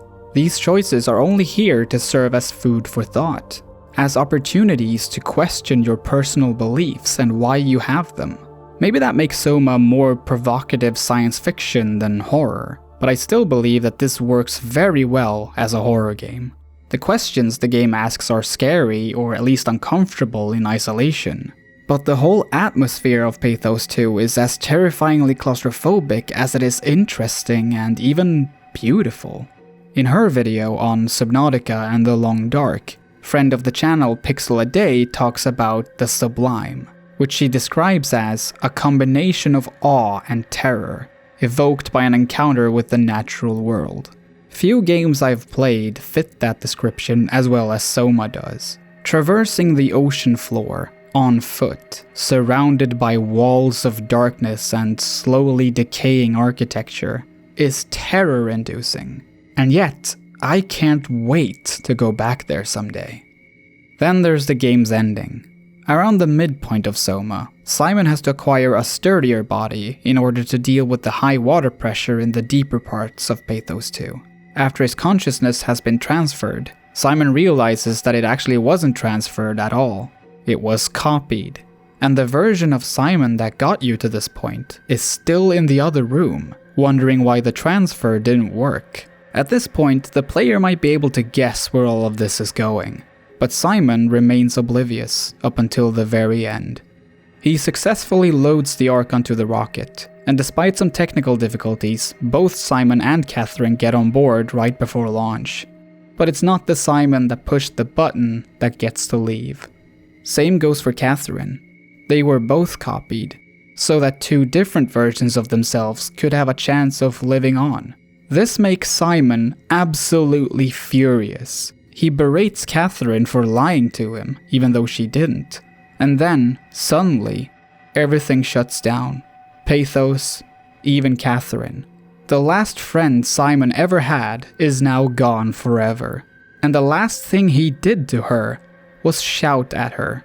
They say that hope is the last thing that leaves. And here, at the end of Soma, we get to see what that looks like.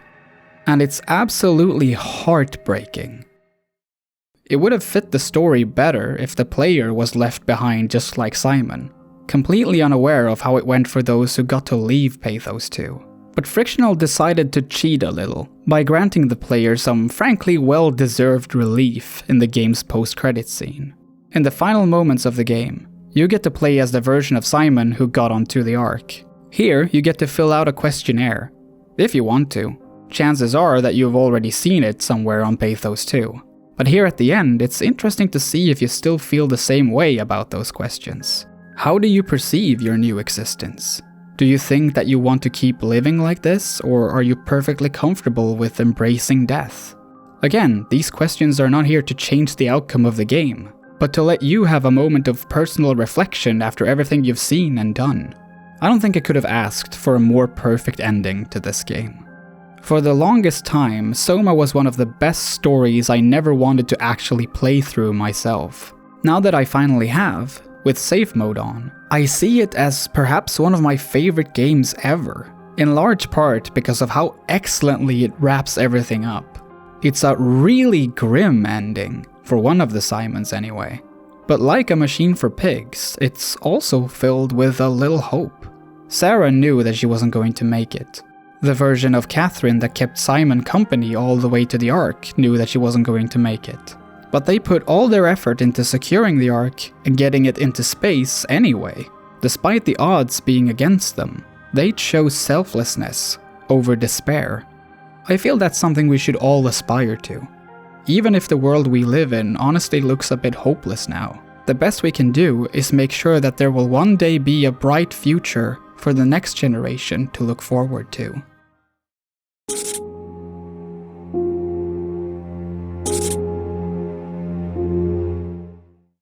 "10 years is a long time for a lot of things to happen.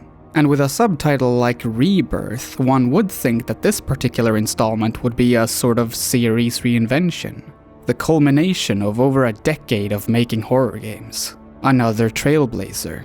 If that's what you were expecting out of Amnesia Rebirth, there is a high risk that you will be disappointed. Frictional Games did try some new, or at least different things, sure, but it's not going to pave the way for a new era of horror games, like The Dark Descent did back in 2010. It doesn't have to, of course. My favorite out of Frictional's games, as I've mentioned previously, is Soma, and that game never even came close to the pop cultural relevance the first Amnesia had. What's sad about Amnesia Rebirth, at least for me, is that even though I didn't expect it to be the horror game equivalent of the Second Coming of Christ, I was still majorly let down by it. Well, there was one thing that I expected out of the game, but we will get to that. What makes it so difficult to talk about Amnesia Rebirth is that it's not always clear which parts of the game are deliberate design decisions and which parts are just mistakes. Take the sanity system, for example. Since most environments in Amnesia The Dark Descent are, well, dark, there isn't much confusion about how the sanity system works. You stand in the dark for too long, your vision starts to blur, and you solve that by finding or creating various sources of light. The environments in Rebirth, while truly beautiful at times, vary a lot in terms of natural lighting and brightness. This makes for some very peculiar moments, like moving from one end of a well-lit room, where the player character's sanity is completely fine, to a slightly darker part of the room where it suddenly isn't. What made the sanity system so effective in the first place was that it was kind of a natural extension of what the player was going through while playing the game. It wasn't just Daniel who was afraid of the dark, and the monsters lurking therein. The player was afraid right along with him. In Rebirth, one of the greatest strengths of The Dark Descent is one of the bigger disconnects between the player and the player character. You realize that the character you're playing as isn't afraid because they're completely surrounded by darkness, but because you've crossed an invisible wall where their sanity becomes vulnerable. In one dark room, the player character's sanity will be affected. In another, it simply won't. Even if they are next to each other. It's not a major issue, far from it. But it is jarring. Of all the things I thought could potentially go wrong with a new Amnesia game, one of its defining mechanics definitely wasn't one of them. It doesn't stop there though. The lantern makes an expected return, but the tinder boxes have been replaced with matches that you can now use as a very temporary substitute for the lantern if you were to run out of oil. And considering the quite radical changes that have been done to these light sources, the risk that it will run out is pretty high. A lantern with the maximum amount of oil will last you around 7 minutes in The Dark Descent. In Rebirth, it's less than 3, and the matches don't even come close to that. This might be the design choice I feel the most conflicted about. I kind of like it. It forces you to be a lot more strategic when you're looking for places that need lighting up. After all, why waste all your matches on every candle in a particularly dark area when you can light maybe 2 or 3 of them with just 1? Especially considering that those other matches might be very useful later. But at the same time, it feels so cheap. I won't deny that it can create some seriously tense moments, but in the long run, it's less scary than it is slightly frustrating. I remember there being a time when a truckload of indie horror shovelware came out on Steam, where most, if not all flashlights had a terrible light radius and even worse battery life. That was maybe a bit more than half a decade ago, and it was a trend that I happily watched go away. And yet, here is Amnesia Rebirth all these years later doing that exact same thing. I started my second playthrough of Rebirth not too long after I had replayed The Dark Descent. But for some reason, Rebirth just felt surprisingly outdated in comparison. I think that this specific gameplay change might be the reason why. Something that's completely new to the Amnesia series is the Traveler's Amulet, a device that makes it possible to open rifts between our world and Zersura, based on a real mythical city of the same name. This just so happens to be the homeworld of Alexander of Brennenburg, the villain of Amnesia: The Dark Descent. To be able to reach and explore this place is really neat, but as a gameplay mechanic, the amulet feels pretty underutilized. In several places, there are tinier rifts that you can open. They don't lead anywhere though. At first I thought that these were supposed to be used as hiding spots for when monsters are nearby, but that's not their purpose at all. Actually, I don't really know what their purpose is. I never needed to hide in one. And most of the time, if not every time, I found them in areas without monsters. Sometimes there could be a useful item in one, but not very often. These rifts kind of feel like the unlit torches in Dark Souls 2, like something that was just left behind by the developers. The archaeological remains of a different version of Amnesia Rebirth. Or maybe it was intentional. Maybe Frictional didn't want every rift to contain something of value. Maybe it was supposed to be confusing because of the otherworldly nature of the rifts. Regardless of what the intention was, apart from providing a rather seamless transition between worlds, the amulet doesn't contribute any particularly interesting additions to the gameplay of Amnesia. While playing through Rebirth for the first time, I was very surprised by how much it reminded me of the 2014 game, The Evil Within. Not because of the game's story, aesthetics, or even the gameplay, but its rate of progression. In The Evil Within, you play as Detective Sebastian Castellanos, who gets dragged into a Matrix-like dream world where nothing makes sense and everything is out to get you. You're often thrown into new environments with no logical connection to the previous one. And while that makes the game's world feel more like an actual nightmare, it comes at the cost of not seeing a clear path ahead of you. I never finished The Evil Within, because it was frankly kind of exhausting to go through level after level without having any idea of how much I'd really accomplished. and how much I still had left to do. Amnesia Rebirth is similar in that regard. Almost every major objective you get in Rebirth goes the exact same way. There's some kind of obstacle or some kind of item or key you need to activate something. If you can solve this problem, you're not too far away from your final destination. But oh no! Despite having solved the puzzle, something goes terribly wrong and now you're somewhere completely different than you intended. Amnesia Rebirth is essentially a long series of fake-outs. Every time you succeed with something, you quickly realize that it was pointless. And then the game puts you on an hour-long detour to get to the next hour-long detour. Similarly to The Evil Within, this is surely an attempt to induce a sense of vulnerability and hopelessness in the player, and I can definitely see how that would work for some. I, on the other hand, can't stand it. Playing Amnesia Rebirth at times feels like trying to stomp through a puddle of knee-high mud. You're getting nowhere, and you're doing it slowly. That this is one of the longest games Frictional has made only makes that feeling worse.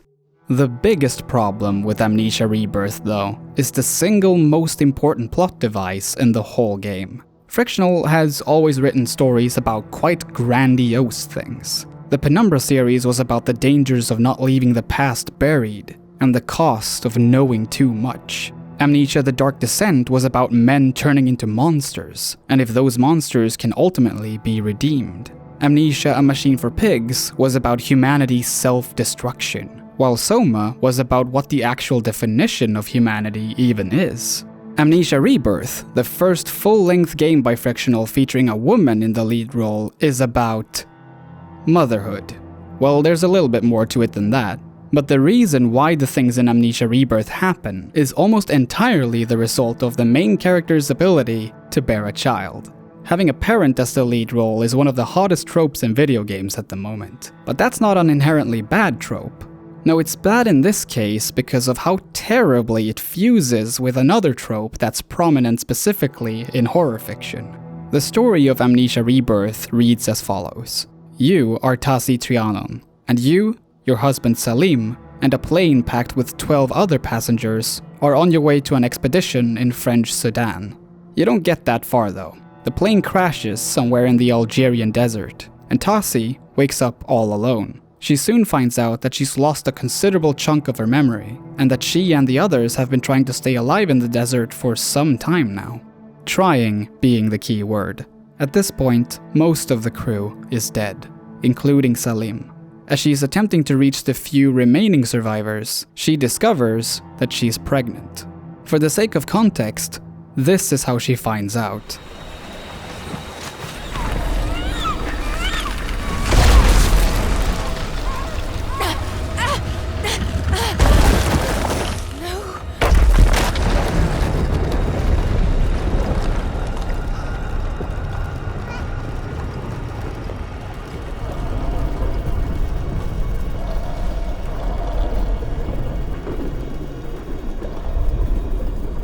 Creative lead Fredrik Olsson claimed in a blog post in March 2021 that the baby was intended to be a helpful companion rather than a burden to the player.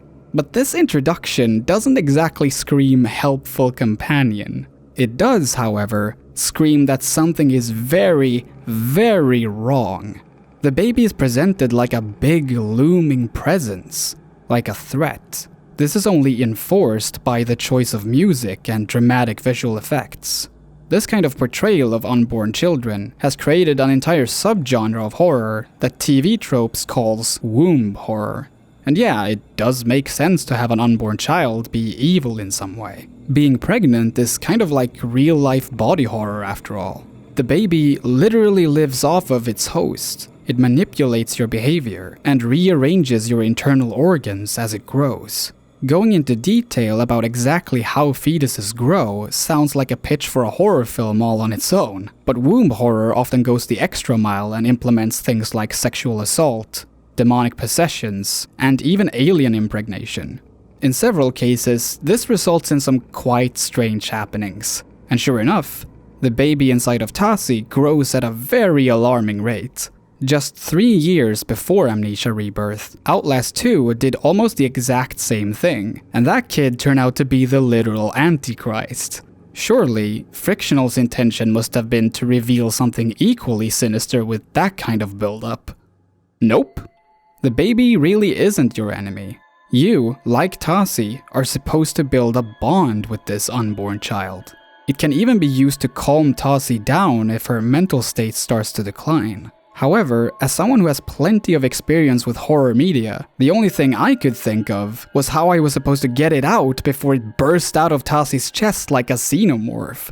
Is it entirely the game's fault that I felt this way? Maybe not. But it tainted the rest of my experience with Amnesia Rebirth in quite a major way. Like Soma, Rebirth is a bit more interested in the horrors it can evoke through provocative player choices rather than jump scares. Yet the choices in Rebirth can fall really flat depending on your mindset. If you think that it's a normal human baby, then yeah, maybe you will at least consider torturing a complete stranger to gain vitae that will keep it alive, despite how messed up that would be. If you suspect that the baby is some nightmare monster who is currently feasting on Tasi's insides, why on earth would you ever do such a thing? I sure didn't. But no matter what you choose to do, the choice doesn't really matter. Again, like Soma, the point of these scenarios seems to be that Frictional wants you to question your own morals on your own time, rather than affect the course of the narrative in any significant way. This could absolutely have worked. If there's a studio that could ask some seriously thought-provoking questions about the role one has as a parent, about not just life, but giving life, I think that could absolutely be Frictional Games. But here, the narrative of Rebirth is hindered by the fact that it's also supposed to be a Lovecraftian sequel to Amnesia: The Dark Descent. The civilization of Zerzura is crumbling. The citizens who are still alive are all being drained of vitae, which is then transferred to the city's central building where Empress Tihana feeds on it. They go through endless torture so that she can be kept alive forever. But she has no successor, no family, and the vitae has morphed her beyond the point that she can carry a child of her own. So when Tasi and crew crashed in the Algerian desert, Tihana suggested a bargain: their freedom for Tasi's unborn child. Tasi obviously refused, so Tihana tricked them all into cursing themselves with a particular kind of drinking water, turning them into monsters called harvesters that she could control more easily. This is why so many of Tasi's crewmates are dead at the start of the game, and it's why Tasi is about to turn into a full-time harvester herself. When you finally reach Tihana's chambers, she implores you to let the baby stay with her. You see, Tasi already had a child before the events of Rebirth, but she died due to some unspecified illness. According to Tihana, that same illness will take Tasi's new child as well, unless she's fed a regular dose of vitae. That's option 1. Option 2 is to ignore Tihana's suggestion, leave with the child, and live happily together for as long as you're able. In a game better suited for a dilemma like this, I would actually have been kind of stumped by this choice. I mean, what is the point of a life? To live for as long as it is possible? Or to live a shorter life if it means being surrounded by the people you care about the most? Would it be selfish or selfless for Tasi to bring her child back to Paris, where she can spend however many days she has left with her biological mother? But remember that this all takes place in an alternate dimension where an entire population of people is being tortured by a terrible dictator. Whether you should keep your child or not feels like an extremely small matter in comparison. If Tasi leaves with her child, she's leaving all those people behind. And if she leaves her child with Tihana, that child will only be alive because of the torture all of those people will have to keep enduring. It almost comes off as a joke. They say that a parent would do anything for their child. Well, would you do this? Fuck no. There really is only one option. And that's option number 3. Before you get to Tihana's chambers, you find a couple of vials containing parts of the red gooey shadow that stalked Daniel in Amnesia: The Dark Descent. By administering these vials into Tihana's life support, not only will you kill Tihana, but every tortured soul she is connected to. Since Tasi and her child are also in the room, this sadly means that they will die as well. Oh, Frictional made trolley problem the game. Where's option 4? You destroy the capitalist monarchy, the people get to live, and you go home. I swear, 8 fucking games in, and the best they've got is turn on the lights, Jesus. It's not a perfect ending, but to me, it's the least bad ending out of all of them. I would have loved to see a game where Frictional tackled the subject of parenthood, or a direct sequel to The Dark Descent focused on the world of Zazura. Combined though, these plot lines didn't mix well, at least not the way Frictional ultimately did it. My interest in the Zazura portions of the game was what kept me hooked most of the time, not just because of the awesome, slightly sci-fi-ish architecture, but because it's a Lovecraftian setting that isn't the same old desolate fishing town with equally fishy people. Instead, it brought my thoughts to places like the city in At the Mountains of Madness, or Arlay, or however you're supposed to pronounce that. Places with little sense, but a lot of mystery. When I realized that the main villain of Amnesia Rebirth was only after Tassi's child, Zazura collapsed like a house of cards in my eyes. I realized that I've come off as really harsh towards this game, and that is not how I want to end things. Especially since Amnesia Rebirth does do some cool things. The sound design is top-notch as always, the chase sequences are more nerve-wracking than ever, and the part where you go through a whole room full of harvesters might be the most scary room Frictional has ever made. It's very far from a horrible game. It's just disappointing. The Frictional Games of 2020 is clearly very different from the Frictional Games of 2007. Even though the DNA of Penumbra Overture can still be found in Amnesia Rebirth. Yet they sometimes still cling on a bit too hard to that old pair of shoes that don't really fit them anymore. There's a whole subplot in Rebirth that plays out during the game's loading screens, where you get to know the story of Tassi and Salim's first child, and her unfortunate end. This narrative is actually far more interesting and emotionally impactful than any attempts to emotionally shake the player throughout the entirety of Rebirth. That's the kind of game I wanted, and maybe that's the one Frictional should have made instead. After having played through Amnesia Rebirth twice now, I don't think that Amnesia needed to be reinvented, or even stay the same. I think what it really needed was to end. Oh, and if you're making a video game about the experience of being a mother, maybe consider having an actual mother in the writer's room. What I find interesting after having worked on this video is not just how Frictional Games learn to improve their craft with every new game, but how much we can learn about horror in general by playing them. Almost every game Frictional has worked on is an excellent case study of why specific mechanics, tropes, and tricks work, or why they don't. Through these games, we can also observe how far the genre has come in just a little more than a decade. How it started to abandon its adventure game roots, with all of its moon logic puzzles, in favor of telling provocative stories with a focus on player vulnerability. Despite some missteps, Frictional has proven time and time again that they are perfectly able to produce some really unnerving horror, even some of the best horror games around. But after having looked at all of their 8 titles, I feel that the thing that needed a rebirth wasn't the game that put Frictional Games on the map,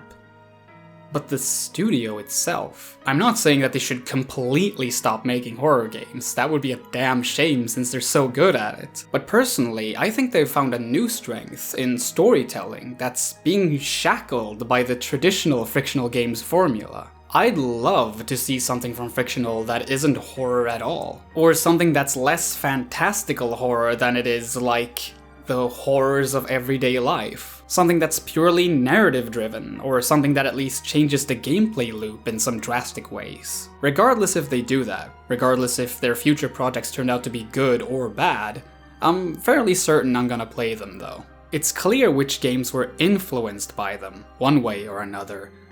But in the end, no one makes games quite like Frictional Games. Well, that's kind of a lame way to end the video.